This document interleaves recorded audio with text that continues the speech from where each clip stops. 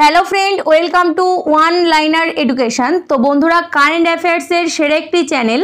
তো প্রতিদিন আমাদের চ্যানেলে সকাল 7টায় কারেন্ট অ্যাফেয়ার্স নিয়ে আলোচনা করা হয়। তো যারা এখনও আমাদের চ্যানেলের সাথে যুক্ত হওনি, অবশ্যই গিয়ে যুক্ত হয়ে যাও কারেন্ট অ্যাফেয়ার্সের জন্য।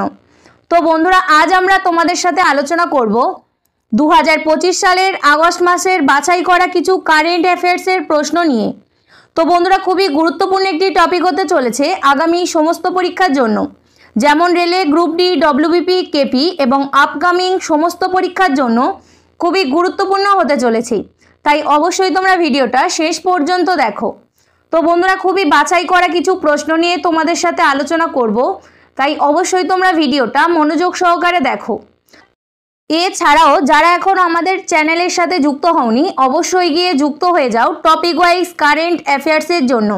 তাহলে চলো শুরু করে দেয়া যাক। তো আজকের প্রথম প্রশ্ন দেখো, 2025 সালে জুন মাসে কোন দেশ সফরের সময় প্রধানমন্ত্রী নরেন্দ্র মোদীকে অর্ডার অফ মার্কারিয়াস 3 প্রদান করা হয়? সঠিক উত্তর অপশান বি, সাইপ্রাস। তো 16 জুন 2025 তারিখে সাইপ্রাসে তার সরকারি রাষ্ট্রীয় সফরের সময় প্রধানমন্ত্রী নরেন্দ্র মোদীকে সাইপ্রাস দেশের সর্বোচ্চ বেসামরিক সম্মাননা grand cross of the order of the Makarios 3 সম্মানিত করা হয়। তো বন্ধুরা, সাইপ্রাসের রাষ্ট্রপতি নিকোস ক্রিস্টোলোডুলিডেস কর্তৃক এই সম্মান প্রদান করা হয়েছে। পরবর্তী দেখো, 2025 সালের জন্য কোন শহরকে বিশ্ব পুস্তক রাজধানী দিবসে চিহ্নিত করা হয়েছিল? সঠিক উত্তর option B, Rio de Janeiro. তো ইউনেস্কো দ্বারা 2025 সালের জন্য রিও ডি জেনিরোকে ইউনেস্কো বিশ্ব বইয়ের রাজধানী হিসাবে মনোনীত করা হয়েছিল। পরবর্তী দেখো, সম্প্রতি প্রয়াত হলেন কৃষ্ণস্বামী কস্তুরী রঙ্গন। তিনি নিম্নের কোন সংস্থার চেয়ারম্যান পদে নিযুক্ত ছিলেন? সঠিক উত্তর অপশান সি, ইসরো। তো 1994 থেকে 2003 সাল পর্যন্ত ভারতীয় মহাকাশ গবেষণা সংস্থা অর্থাৎ ইসরোর চেয়ারম্যান ছিলেন কে? কৃষ্ণস্বামী কস্তুরী রঙ্গন। তো তিনি পদ্মভূষণ পুরস্কার 1992 সালে এবং 1982 সালে পদ্মশ্রী পুরস্কার পেয়েছিলেন। এছাড়াও 2000 সালে পদ্মবিভূষণ এবং 2003 সালে আর্যভট্ট পুরস্কারও পেয়েছিলেন। পরবর্তী দেখো, ভারতীয় কৃষিতে তার অবদানের জন্য হরিমান শর্মাকে 2025 সালে পদ্মশ্রী পুরস্কারে সম্মানিত করা হয়েছে, যা সর্বোচ্চ বেসামরিক পুরস্কারের একটি। তো হরিমান শর্মা কোন রাজ্যের বাসিন্দা? সঠিক উত্তর অপশান এ, হিমাচল প্রদেশ। তো দেখো, হিমাচল প্রদেশের একজন দূরদর্শী কৃষক হরিমান শর্মা ভারতীয় কৃষিতে তার অবদানের জন্য সর্বোচ্চ বেসামরিক পুরস্কার পদ্মশ্রীতে ভূষিত হয়েছেন।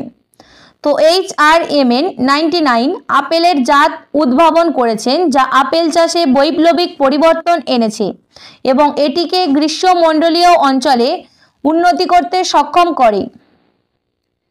পরবর্তী দেখো, ভারতের প্রথম কোন রাজ্য অ্যান্ড্রয়েড মোবাইল ফোনের মাধ্যমে ই ভোটিং ব্যবস্থা চালু করতে চলেছে? সঠিক উত্তর অপশান বি, বিহার। তো বন্ধুরা, বিহার ভারতের প্রথম রাজ্য হিসাবে অ্যান্ড্রয়েড মোবাইল ফোনের মাধ্যমে ই ভোটিং ব্যবস্থা যেটা চালু করতে চলেছে। পরবর্তী দেখো, 2025 সালে কোন রাজ্য সরকার গণেশ উৎসবকে তার রাজ্য উৎসব হিসাবে ঘোষণা করেছে? সঠিক উত্তর অপশান এ, মহারাষ্ট্র। তো 2025 সালে মহারাষ্ট্র রাজ্য সরকার গণেশ উৎসবকে তার রাজ্য উৎসব হিসাবে ঘোষণা করেছে। তো বন্ধুরা, এর সাথে সাথে দেখে নাও যে বিভিন্ন রাজ্যের জনপ্রিয় উৎসবগুলি কি রয়েছে। তো নাগাল্যান্ডের জনপ্রিয় উৎসব হর্নবিল উৎসব, মহারাষ্ট্রে গণেশ উৎসব, এছাড়াও কেরালার ওনাম এবং আসামের বিহু জনপ্রিয় উৎসব। পরবর্তী দেখো, ভারতের প্রথম ভিস্তা ডোম জঙ্গল সাফারি ট্রেন ভারতীয় রেল কোন রাজ্যতে শুরু করেছে? তো ভারতের প্রথম ভিস্তা ডোম জঙ্গল সাফারি ট্রেন ভারতীয় রেল কোন রাজ্যতে শুরু করেছে? সঠিক উত্তর অপশান বি, উত্তরপ্রদেশ। তো দেখো, 2025 সালে মে মাসে উত্তরপ্রদেশ সরকার ভারতীয় রেলের সহযোগিতায় ভারতের প্রথম ভিস্তা ডোম জঙ্গল সাফারি ট্রেন যেটা চালু করেছে। পরবর্তী প্রশ্ন, ভারতীয় ভারোত্তোলন ফেডারেশনের অ্যাথলেটস কমিশনের চেয়ারপারসন হিসাবে কে নির্বাচিত হয়েছেন? সঠিক উত্তর অপশন বি মীরাবাই চানু। তো সাইখোম মীরাবাই চানু একজন ভারতীয় ভারোত্তোলক। তো ভারতীয় ভারোত্তোলন ফেডারেশনের অ্যাথলেটস কমিশনের চেয়ারপারসন হিসাবে নির্বাচিত হয়েছেন মীরাবাই চানু। পরবর্তী দেখো, UNESCO memory of the world register 2025-এ কোন প্রাচীন ভারতীয় লেখাটি অন্তর্ভুক্ত করা হয়েছে? সঠিক উত্তর অপশন ডি বিওসি, অর্থাৎ ভারতমণি নাট্যশাস্ত্র এবং শ্রীমদ্ ভগবদ গীতা। তো দেখো 2025 সালে এপ্রিল মাসে ইউনেস্কোর memory of the world register এই দুটি প্রাচীন ভারতীয় লেখা অন্তর্ভুক্ত করা হয়েছে। তো ভগবদ গীতা ষোড়শ শতকের এবং নাট্যশাস্ত্র ভরতমুনি দ্বারা রচিত। তো এই দুটি গুরুত্বপূর্ণ গ্রন্থ ভারতের সমৃদ্ধি, তথ্যচিত্র, ঐতিহ্যকে স্বীকৃতি দিয়েছে। তো তোমরা যারা এখনও আমাদের চ্যানেলটিকে সাবস্ক্রাইব করনি অবশ্যই গিয়ে সাবস্ক্রাইব করে দাও টপিক ওয়াইজ কারেন্ট অ্যাফেয়ার্সের জন্য। তো বন্ধুরা, প্রতিদিন আমাদের চ্যানেলে সকাল 7টায় কারেন্ট অ্যাফেয়ার্স নিয়ে আলোচনা করা হয়। তো যারা এখনও আমাদের চ্যানেলের সাথে যুক্ত হওনি অবশ্যই গিয়ে যুক্ত হয়ে যাও কারেন্ট অ্যাফেয়ার্সের জন্য। তো এছাড়াও যারা এখনও আমাদের টেলিগ্রাম চ্যানেলের সাথে যুক্ত হওনি অবশ্যই গিয়ে যুক্ত হয়ে যাও। টেলিগ্রাম চ্যানেলের লিংক নিচে ডেসক্রিপশন বক্সে দেওয়া আছে। পরবর্তী দেখো, senior national table tennis championship 2025-এ মহিলাদের একক শিরোপা কে জিতেছেন? সঠিক উত্তর অপশন ডি দিয়া চিতালে। তো বন্ধুরা দেখো, গুজরাটের সুরাটের পণ্ডিত দীনদয়াল উপাধ্যায় ইনডোর স্টেডিয়ামে senior national table tennis championship 2025 যেটা অনুষ্ঠিত হয়েছিল, যেখানে পুরুষদের একক টেবিল টেনিস ফাইনালে মানুষ শাহ পয়াস জৈনকে পরাজিত করে এই খেতাব অর্জন করেছে এবং মহিলাদের ফাইনালে দিয়া চিতালে দুইবারের জাতীয় চ্যাম্পিয়ন সৃজা আকুলাকে পরাজিত করে এই খেতাব অর্জন করেছেন। পরবর্তী দেখো, আইসিসি পুরুষ ক্রিকেট কমিটির চেয়ারপারসন হিসাবে কে পুনরায় নিয়োগ হয়েছেন? সঠিক উত্তর অপশন ডি সৌরভ গাঙ্গুলি।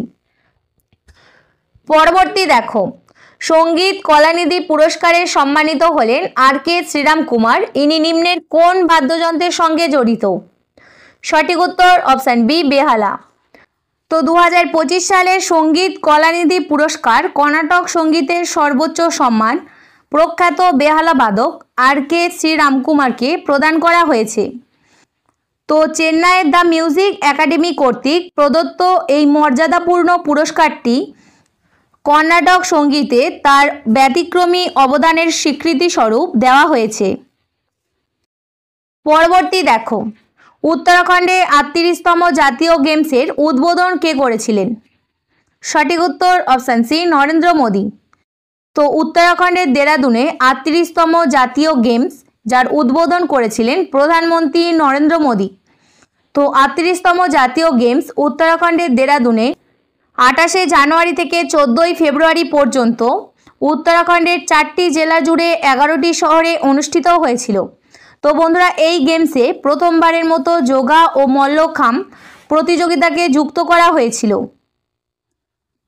পরবর্তী দেখো, ইন্ডিয়ান সুপার লিগ 2024-25 কোন দল জয়লাভ করল? সঠিক উত্তর option A Mohun Bagan super giant. তো মোহনবাগান সুপার জায়েন্ট ফাইনালে বেঙ্গালুরু এফসিকে 2-1 গোলে হারিয়েছে। তো বন্ধুরা, ইন্ডিয়ান সুপার লিগ যার ফাইনাল কলকাতার বিবেকানন্দ যুব ভারতীয় ক্রীড়াঙ্গন স্টেডিয়ামে হয়েছিল। তো যেখানে মোহনবাগান সুপার জায়েন্ট ফাইনালে বেঙ্গালুরু এফসিকে 2-1 গোলে পরাজিত করে এই শিরোপা জিতেছে। পরবর্তী প্রশ্ন, বাংলা ভাষায় সাহিত্য একাডেমি যুব পুরস্কার 2025-এ কাকে দেওয়া হয়েছে? সঠিক উত্তর অপশান ডি সুতেজনা মিত্র। তো একরোখা চিরুনি তল্লাশি কবিতার জন্য বাংলা ভাষায় সাহিত্য একাডেমি যুব পুরস্কার 2025-এ সম্মানিত হলেন সুদেজনা মিত্র। পরবর্তী দেখো, কে প্রথম মহিলা সিআইএসএফ অফিসার হিসাবে মাউন্ট এভারেস্ট আরোহণ করেছেন? তো বন্ধুরা, কিছুদিন আগে আমাদের চ্যানেলে 2025-এ খবরে চর্চিত সমস্ত মহিলা রিলেটেড বাছাই করা কারেন্ট অ্যাফেয়ার্স নিয়ে আলোচনা করা হয়েছে। তো যারা এখনও সেটা দেখোনি অবশ্যই গিয়ে দেখে নাও। সঠিক উত্তর অপশান এ গীতা সামতা। তো গীতা সামতা হলেন সিআইএসএফ সেন্ট্রাল ইন্ডাস্ট্রিয়াল সিকিউরিটি ফোর্সের প্রথম মহিলা, যিনি মাউন্ট এভারেস্টের চূড়ায় আরোহণ করেছেন। কোন দেশ সাব আন্ডার-19 চ্যাম্পিয়নশিপ 2025 জিতেছে? সঠিক উত্তর অপশান সি ভারত। তো ভারত চ্যাম্পিয়ন পেনাল্টি শট আউটে বাংলাদেশকে 4-3 গোলে হারিয়ে এই শিরোপা জিতেছে। তো বন্ধুরা, sub under-19 championship 2025-এর final Yupia Arunachal প্রদেশের গোল্ডেন জুবলি স্টেডিয়ামে। পরবর্তী দেখো, কোন দেশ 2025 সালে ব্যাডমিন্টন টুর্নামেন্ট সুধীরমান কাপ এর শিরোপা জিতেছে? সঠিক উত্তর অপশান ডি চীন। তো 2025 সালে সুধীরমান কাপ ফাইনাল জিতেছে চীন। তারা জিয়ামেনে অনুষ্ঠিত ফাইনালে দক্ষিণ কোরিয়াকে 3-1 গোলে পরাজিত করে এই শিরোপা জিতেছে। পরবর্তী প্রশ্ন, 2025-এ গ্লোবাল জেন্ডার গ্যাপ ইন্ডেক্সে কোন দেশ প্রথম স্থানে রয়েছে? সঠিক উত্তর অপশান বি আইসল্যান্ড। তো 2025-এ গ্লোবাল জেন্ডার গ্যাপ ইন্ডেক্স, যেটা ওয়ার্ল্ড ইকোনমিক ফোরাম দ্বারা প্রকাশিত হয়েছে, তো যেখানে প্রথম স্থানে রয়েছে আইসল্যান্ড। তো আইসল্যান্ডের স্কোর 0.926। তো বন্ধুরা, এই ইন্ডেক্সটি মোট 148টি দেশের মধ্যে প্রকাশিত হয়েছে, যেখানে প্রথম স্থানে রয়েছে আইসল্যান্ড এবং ভারতের স্থান 131তম। পরবর্তী দেখো, 2025 সালে অ্যাবেল পুরস্কার কে পেয়েছেন? সঠিক উত্তর অপশান সি মাসাকি কাচিওয়ারা। তো দেখো, 2025 সালে অ্যাবেল পুরস্কার পেয়েছেন জাপানের গণিতবিদ মাসাকি কাচিওয়ারা। তাকে বীজগণিত বিশ্লেষণ, বিশেষ করে ডি মডিউল তত্ত্বের বিকাশ এবং ক্রিস্টাল বেস আবিষ্কারের জন্য এই পুরস্কার দেওয়া হয়েছে। পরবর্তী প্রশ্ন, কোন ভারতীয় ক্রিকেটারকে এল&টি ফাইন্যান্স লিমিটেডের ব্র্যান্ড অ্যাম্বাসাডর হিসাবে নিযুক্ত করা হয়েছে? সঠিক উত্তর অপশান সি জাসপ্রীত বুমরাহ। তো ভারতীয় ক্রিকেটার জাসপ্রীত বুমরাহকে এল&টি ফাইন্যান্স লিমিটেডের ব্র্যান্ড অ্যাম্বাসাডর হিসাবে নিযুক্ত করা হয়েছে। পরবর্তী দেখো, 2025 সালে কাবাডি বিশ্বকাপে পুরুষ ও মহিলা বিভাগে কারা বিজয়ী ছিলেন? সঠিক উত্তর অপশান বি ভারত। তো 2025 সালে কাবাডি বিশ্বকাপ, যা প্রথমবারের মতো এশিয়ার বাইরে ইংল্যান্ডের ওয়েস্ট মিডল্যান্ডস অঞ্চলে 17 থেকে 23 মার্চ 2025 পর্যন্ত অনুষ্ঠিত হয়েছিল। তো তাতে ভারতের পুরুষ এবং মহিলা উভয় বিভাগে শিরোপা জিতেছিলেন। তো পুরুষদের বিভাগে ভারত ফাইনালে ইংল্যান্ডকে 44-41 ব্যবধানে পরাজিত করে এবং মহিলাদের বিভাগে ভারত ইংল্যান্ডকে 57-34 ব্যবধানে পরাজিত করে এই শিরোপা জিতেছে। পরবর্তী প্রশ্ন, মহারাষ্ট্র সরকার 2024 সালে মহারাষ্ট্র ভূষণ পুরস্কারের জন্য কাকে নির্বাচিত করেছে?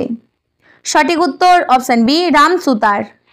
তো 100 বছর বয়সী প্রবীণ ভাস্কর রাম সুতারকে মহারাষ্ট্র সরকারের সর্বোচ্চ বেসামরিক পুরস্কার মহারাষ্ট্র ভূষণ 2024 এর জন্য নির্বাচিত করা হয়েছে।